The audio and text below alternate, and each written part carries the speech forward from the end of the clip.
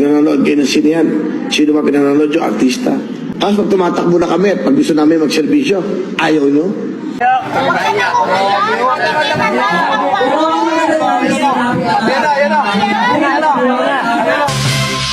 Nagsalita na si Willie Revillame sa kanyang pagkatalo sa pagkasenador.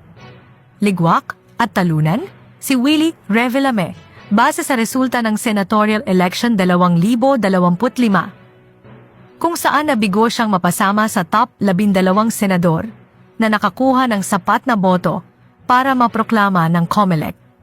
Batay sa pinaka-latest na resulta ng 2025 senatorial election, ngayon araw ay pasok na sina Bongo, Bam Aquino, Bato de la Rosa, Erwin Tulfo, Kiko Pangilinan, Rodante Marcoleta, Ping Lacson, Tito Soto, Pia Cayetano, Camille Villar, Lito Lapid at Aimee Marcos.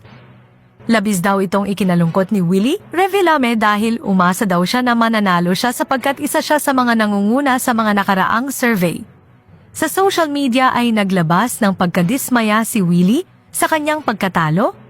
Say ni Willie, ang mga artista daw ang nagpapasaya sa mga tao. Kapag sa kampanya daw ay mga artista ang hinahanap nyo.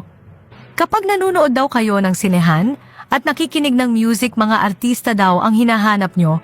Kampanya, hinahanap artista. Pag nanonood kayo ng sine yan, sino ba pinanonood yung artista? Pag nakikinig kayo ng music, sino ba pinakinggan kayo? Entertainer. Kaya bakit daw pag gusto na daw nilang pumasok sa politika, ayaw na daw ninyo? Tinawag ito ni Willie na nonsense. Tapos pag tumatakbo na kami at pag gusto namin magserbisyo, ayaw nyo? That's a nonsense. I can't believe this, okay? That's a nonsense, everyone. Kaugnay nito ay binuweltahan naman ng mga netizens si Willie. Say ng mga netizens, hindi daw entablado ang politika at wala daw matinong plata porma itong si Willie, kaya nararapat lamang daw itong matalo.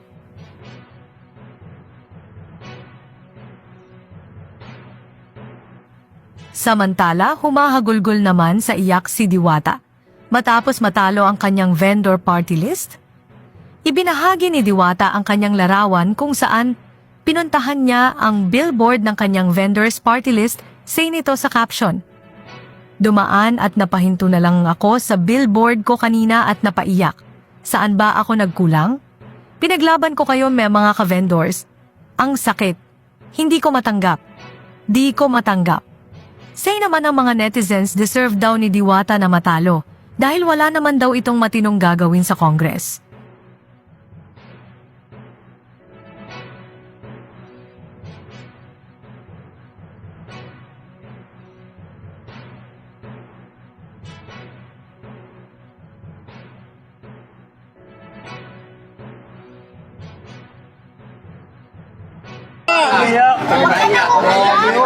Iya.